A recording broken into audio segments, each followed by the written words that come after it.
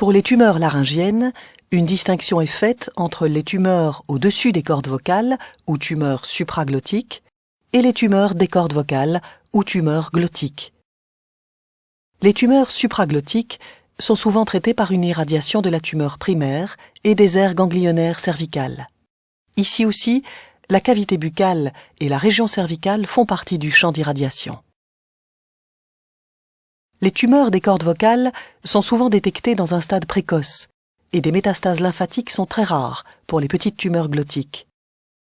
Le traitement consiste en une résection de tumeurs au laser. Une alternative peut être une radiothérapie de la tumeur glottique avec un champ d'irradiation limité. Dans ces cas, la bouche ne fait pas partie du champ d'irradiation. Des tumeurs du larynx étendues ou des récidives après radiothérapie doivent souvent être traitées par une laryngectomie totale.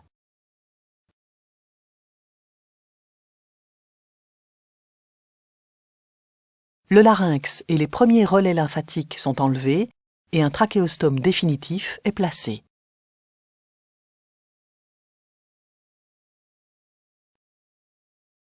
Nous pouvons observer sur cette coupe sagittale l'état après résection totale du larynx. La respiration, la déglutition et la parole doivent se faire maintenant d'une autre façon. La respiration se fait par l'ouverture cervicale de trachéostomie.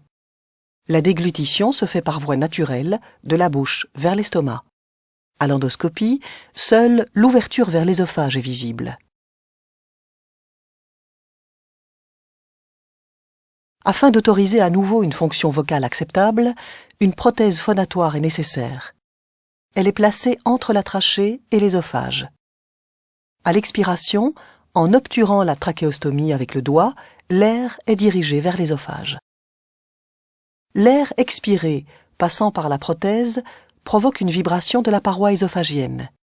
Le son produit est transformé en parole par les cavités pharyngiennes et buccales. Le handicap principal après une laryngectomie totale est lié à la perte de fonction du nez et à la nécessité d'une trachéostomie définitive. Sur cette vue de face, voici la situation après résection totale du larynx.